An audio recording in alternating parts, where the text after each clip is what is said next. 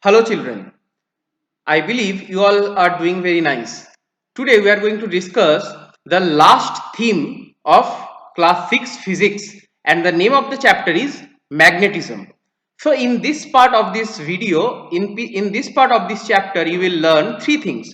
You will learn about magnetic and non-magnetic substances, you will learn about characteristics of a magnet and properties of a magnet. Okay. Now, magnetism is such a thing what you have already studied before, and you all know what are the things called as magnets. Okay, like few materials that we call them magnetic. That means they attract few of the magnetic substances like iron, nickel, cobalt, and like materials who all are not getting attracted to the magnets, they are known as non-magnetic substances like wood, plastic. And you know there are two poles in a magnet, okay, north pole and south pole, right? And this property of magnet help us to find the direction, and based on this property one device also used to be very useful in previous time, that is known as compass. Now also compass is used for various purposes. Okay, now there are many types of magnets based on different like classification, but you know permanent magnets are those magnets which retain their magnetism for a long time. But temporary magnets, they are magnets, but they are not magnet forever. That means their magnetism exists for a limited period of time.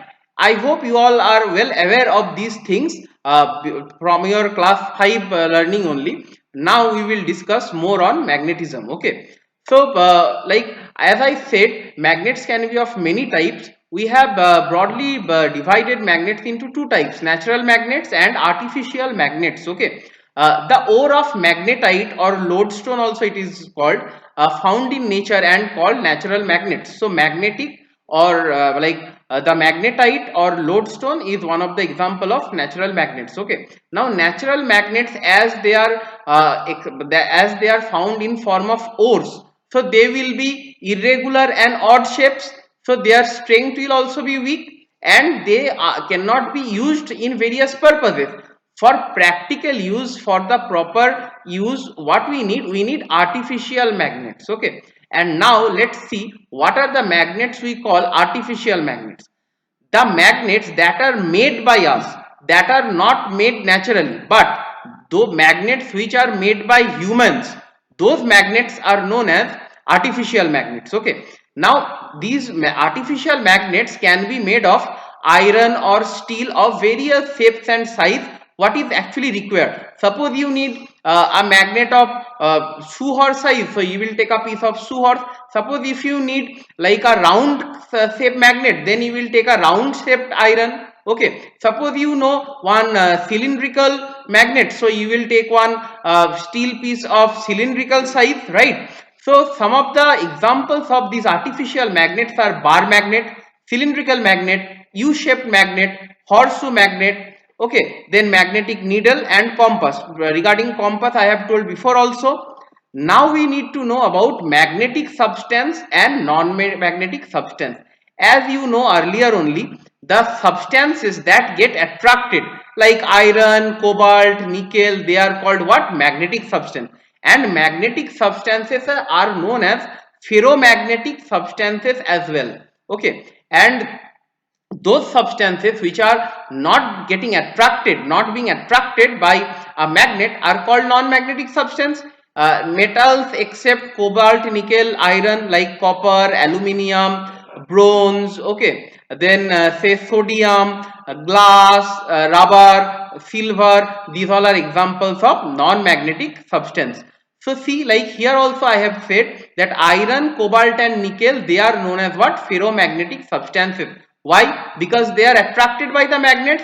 Here you can try one activity, see what is given. Collect various objects which you use in your daily life and classify these objects in your copy into magnetic or non-magnetic substance, depending upon whether they are being attracted by a magnet or not attracted by a magnet. You can simply buy a piece of magnet and you can like experiment on your own which are the substances are being attracted. You will find the rod of the window, that will be magnetic substance. One nail, that will be magnetic substance. You will find that many steel pieces, they are also getting attracted, so they are also magnetic. And if you like put the magnet into on one wooden chair, you will find the chair is not being attracted. So wood is also example of non-magnetic substance. I believe you will really enjoy this activity if you do it. Now let's see characteristics of magnet. As you know that there are two poles in a magnet. What are the two poles? North pole and south pole. So when a magnet is suspended freely, suspended means what? Hanging. Okay, like you can see in the picture, with a silk thread one bar magnet is hung, right? So suspend a like when a magnet is suspended freely, it always rests in a specific direction. Like if you hang one magnet using a thread, you will not see the magnet is in at rest in any direction, but it has a particular direction. Now you know what direction the magnet stays at rest. The magnet stays at rest in north and south direction, right? In the picture also you can see like I have pointed out, north pole, south pole, east and west is also there. And if you observe the magnet, the bar magnet, which is like held at rest, the north pole is directed towards the north side and the south pole is directed toward the south direction, right? So if we disturb the magnet a little, that means if you give a little like knock, or if you hit the magnet with a little force, it will move. But again, when it will come at rest, it will be again in the north south direction. That means north pole towards north direction and south pole towards south direction. Now another characteristics of magnet, what we must learn, that is a magnet attracts small pieces of iron. And as I said, not only iron, any other ferromagnetic substances like cobalt, nickel, they will also be attracted by a magnet. So you see, if a bar magnet is brought near the small iron nails, it is observed that most of the nails will be attracted by the bar magnet. Okay, and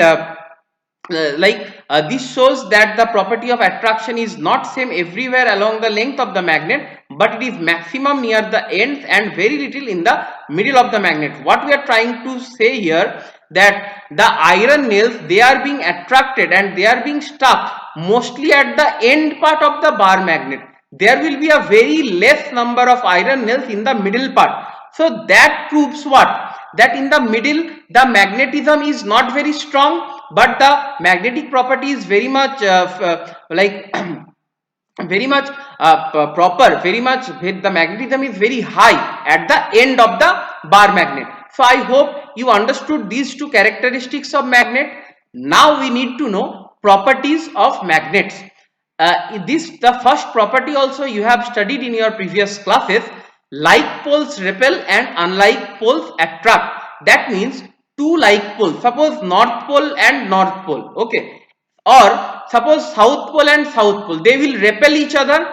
That means if you bring the north pole near to the north pole of a magnet, the magnet will move away, right? That is what is shown in the figure 6.4, right? Now you can see one bar magnet is hung, okay, and you take one more magnet, and if you bring the north pole near to the north pole, the magnet which is like held at rest with a thread, that magnet will move away, okay. But if you bring the south pole near to the north pole, then it will attract, right? Similarly, if you bring the south pole of a magnet near to a south pole of another magnet, then it will repulse, okay, it will repel. But if you bring the south pole near to the north pole of a magnet, it will attract, right? I hope you have understood this point very nicely.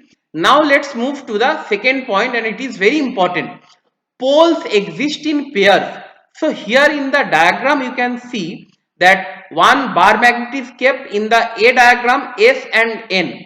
So in like now there is only one magnet. So in one magnet there is a south pole and there is a north pole, right? Now if this pole is broken, you will get to see two pieces of magnet, and in each of the pieces south pole, north pole and south pole, north pole will be there. So what it is said in the like this point, these characteristics, magnetic poles always exist in pairs. It is not possible to separate the two poles of a magnet. That means what? If we think that if we break the magnet in middle, one side will be acting as the south pole only and another side will be acting as the north pole only. This is not possible. No matter you make how many pieces, like in the C diagram also you can see the two pieces are broken again. So in each and every piece there will be two poles, north pole and south pole. Okay, you cannot get only one pole in a piece of magnet. I hope you understood this point of characteristics. Okay, so from the like above discussion, we conclude that a magnet has the following four properties. In this part we are discussing now properties, characteristics. Two characteristics also we have discussed before. So let's see what are the conclusion of properties. So you see, a magnet attracts small pieces of any ferromagnetic substances like iron, cobalt or nickel. A magnet always rests in north south direction if it is suspended so as to swing freely. That means, as I said, that the north pole will be directed towards the north direction and the south pole will be directed towards the south direction. Like poles repel each other and unlike poles attract each other. And number fourth is what? Poles exist in pairs, right? So in this class you have to learn this much. In the upcoming class we will discuss magnetic field and other important factors. Till then, thank you everyone.